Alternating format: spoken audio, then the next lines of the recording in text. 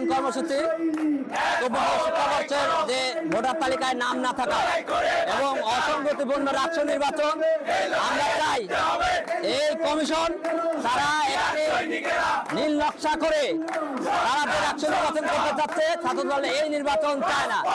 ছাত্রদল চায় সকল শিক্ষার্থীদের অংশগ্রহণ এবং প্রথম বর্ষের শিক্ষার্থীদের অবশ্যই ভোটাধিকার ফিরিয়ে দিতে হবে এবং তাদের প্রতিনিধিত্ব করতে দিতে হবে।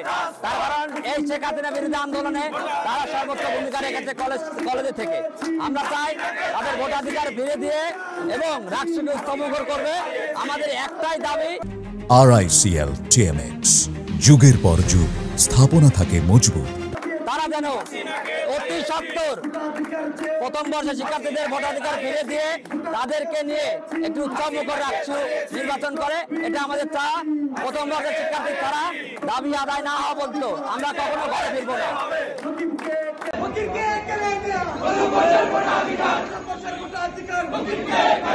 রাষ্ট্র নির্বাচন জাঁকজমক উৎসবমুখর পরিবেশে হওয়ার কথা, কিন্তু আমরা দেখছি অবৈধ নির্বাচন কমিশনের মাধ্যমে এই নির্বাচনের তফসিল ঘোষণার পরে দেখলাম যে 2024-25 শিক্ষাবর্ষের যে নবীন শিক্ষার্থী তাদের কাছ থেকে রাষ্ট্রের ফি জমা নেওয়া হয়েছে, কিন্তু তাদেরকে ভোটার তালিকায় নাম অন্তর্ভুক্ত করা হয়নি। এবং এই যে জুলাই অভ্যুত্থানের যারা এই স্বৈরাচার বিরোধী আন্দোলনে যারা নেতৃত্ব দিয়েছে তাদের ইতিমধ্যে রেজাল্ট হয়ে গেছে, তাদেরকেও এই ভোটার তালিকায় অন্তর্ভুক্ত করা হয়নি। জাতীয়তাবাদী ছাত্রদল আজকের যে অবস্থান কর্মসূচি ঘোষণা করেছে এই নতুন প্রথম বর্ষের শিক্ষার্থীদের ভোটার তালিকায় নাম অন্তর্ভুক্ত করার জন্য সেখানে ইউটিউব রাজশাহী বিশ্ববিদ্যালয় শাখার পক্ষ থেকে সংহতি প্রকাশ করছে। ধন্যবাদ।